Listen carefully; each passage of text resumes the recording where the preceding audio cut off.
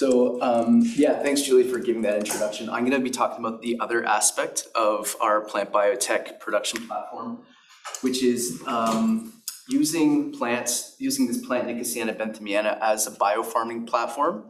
So essentially production of high-value goods in this plant.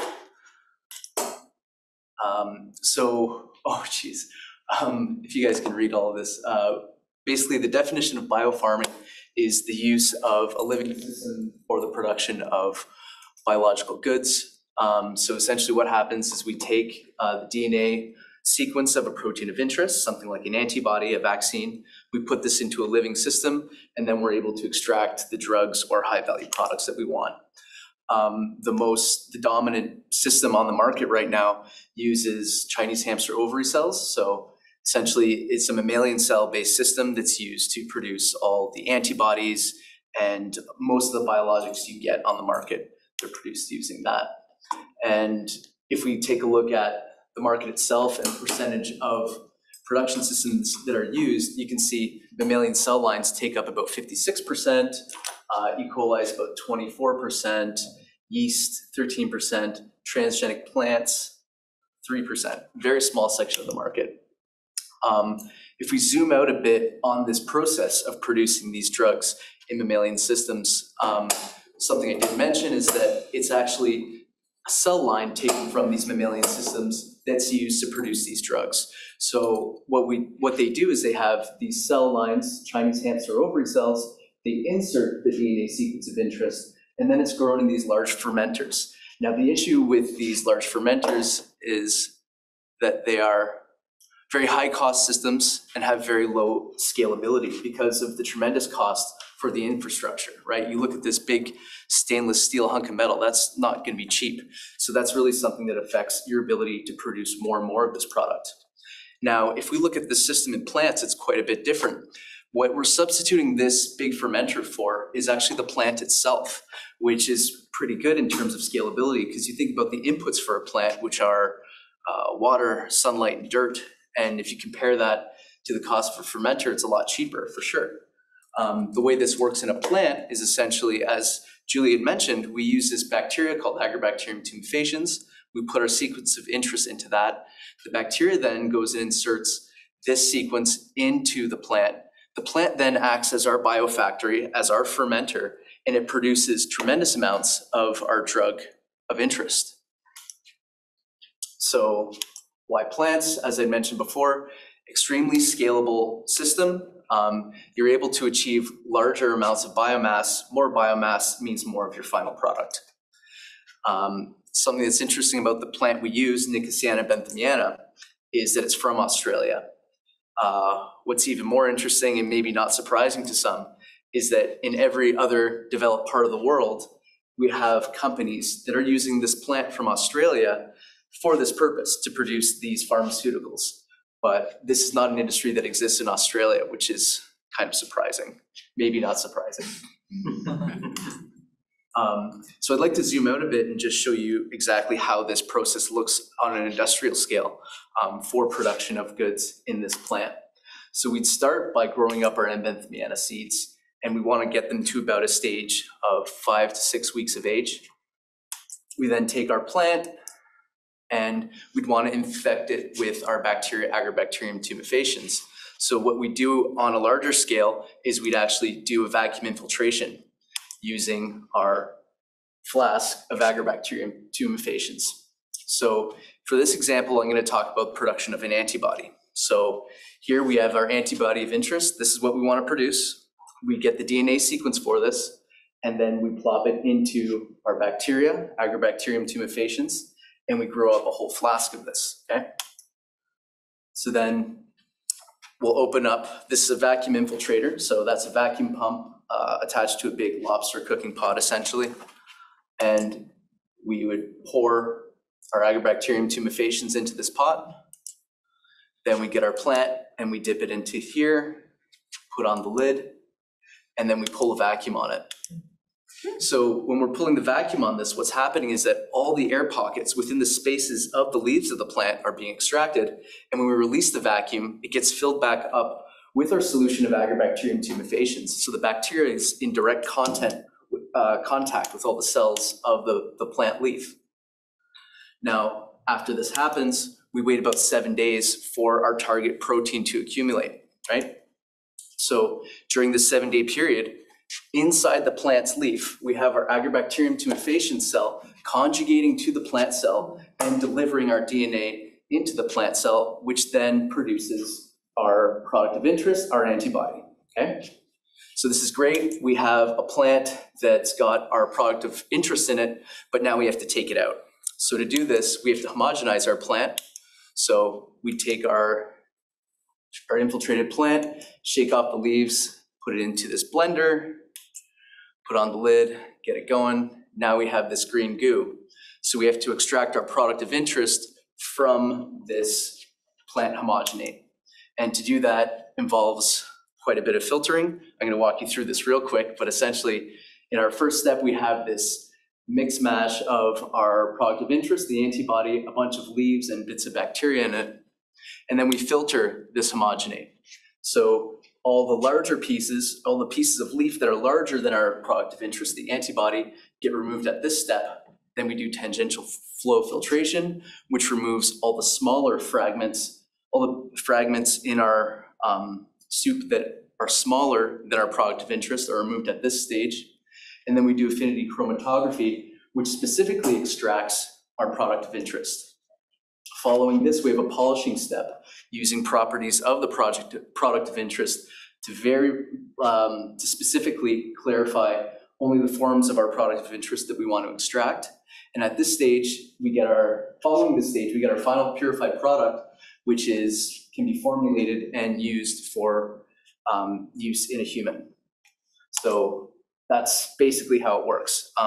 The part that I didn't talk about in that is that there's a lot more engineering that's involved in preparing these plants for production of something to be used in a human.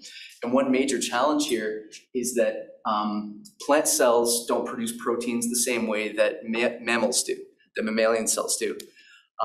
In particular, so this protein, for example, an antibody, will have these glycans. So these are sugars that are attached to proteins. Now, maybe some people here have allergies to during pollen season. A lot of this is caused because of the different glycans that we see on plant proteins versus those on mammalian proteins.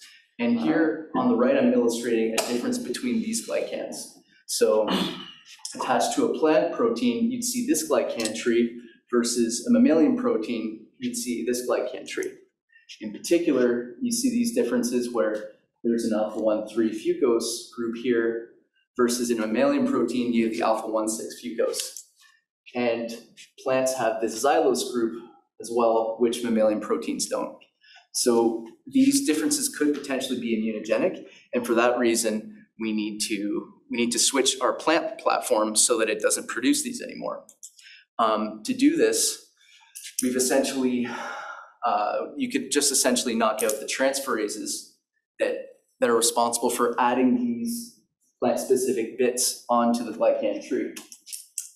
So what we then did is we looked at the plant genome, the Nicotiana Benthamiana genome, which is produced here at QUT, and we identified 5 of these fucose genes that are responsible for putting that plant-specific glycan on. Similarly, for the xylose, we identified the 2 members of the xylose transferase gene responsible for putting on this plant-specific glycan.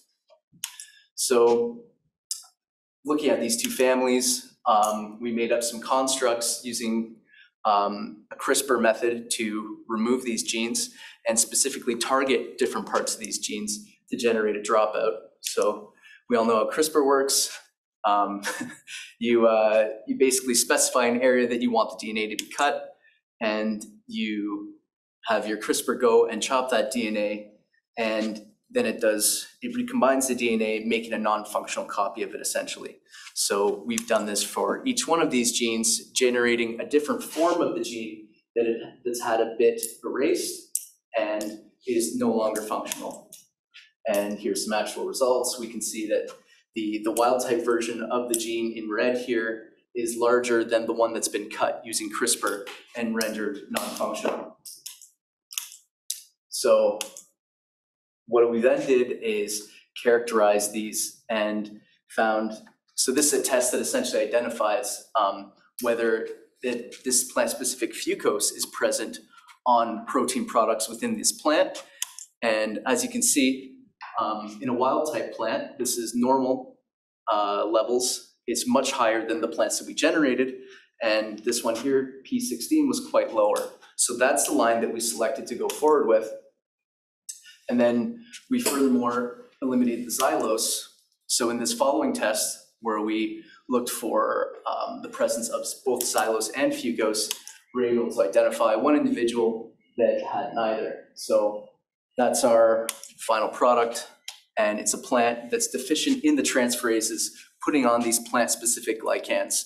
And you'd expect that removing two entire families of xylose transferases and fucose transferases would have some types of effect on the plant, but surprisingly, our knockout plant that has these removed looks pretty similar to the wild type unmodified plant. So that's good news. And the proof sort of in the pudding. So in this example, I've produced an antibody in this system, and this is an antibody targeting HER2 positive breast cancer. And here we can show that in our knockout variety called KOFX, it's quite a bit better than the wild type, which basically, if you see anything on this, it means that the plant that the protein has plant-specific glycans on it. So in the wild type, we see yes, it has these plant-specific glycans, but in our modified version, no, these plant-specific glycans are missing. And I don't know how well you can see it, but this is in comparison to a version of this knockout that I did 8 years ago at a company I was working at. And that's KDFX, and we're comparing against that variety in this test. And you can see that it's actually better. This knockout version is better than the RNAi-based version that I made before. So that's great. And it's a phenomenal result because it essentially means that we have this reagent here at QUT that's able to produce humanized products for the pharmaceutical market or any other market. It's a fantastic production system with a lot of potential uses. Another unique advantage that we have here in Australia, though, is that because this plant is from Australia, we have all these different ecotypes that have different properties that we could take advantage of when it comes to making a biopharmaceutical production platform. So one other bit that I didn't mention about these glycan trees is that males add on this galactose group as well. So that's something that we also investigated in these different ecotypes that are present around Australia. And what we're finding is that expression of an antibody in these different ecotypes, these different versions of this tobacco plant around Australia, they actually have different yields. So this is a feature that we can take advantage of. And what's unique to us here in Australia is that we're the only ones that can take advantage of this because we have access to these native plants that aren't available in other parts of the world. Furthermore, in terms of glycosylation, now I'm not going to go through all of this, but essentially some of these ecotypes have very valuable glycosylation profiles that are more amenable to further modifications to the glycan tree. So here we have the different ecotypes that we experimented with in terms of how well they add these different glycan groups. And we found that one of these ecotypes is particularly good at this. So this is an extremely valuable reagent, and it presents a really unique advantage that we have here, not only in Australia, but particularly at QUT. So just to give you an idea of some of the uses that this has had around the world, most notably, I'd like to draw attention to Medicago, which has released the first ever vaccine produced completely in plants using this system. And it's a COVID-19 vaccine that was approved earlier this year. So this is a very exciting step, not only for that company, but for the industry and for the world to see mass deployment of this technology. And I really think that here at QUT, we're well positioned to take advantage of that because of all the unique advantages and resources that we have and the tools that we've built up in our department. So takeaway lesson here is just that we have this tremendous plant biofactory at our disposal here that can be used to produce any type of high value protein, whether it be for the pharmaceutical industry or any other industry that uses proteins, which is probably most of them. So further developments we'd like to make on this platform are further refinement of these glycosylation pathways that I showed you earlier, and also looking at these other ecotypes to see if they could provide any other advantages to these workflows. A current project we have working on now that Julia slightly touched on was a veterinary product. It's an anti-parasitic treatment for the livestock market that we're doing with international animal health products. So with that, I'd like to thank you guys for your attention. I really appreciate it. And I'd like to thank International Animal Health Products for sponsoring the study we're currently working on.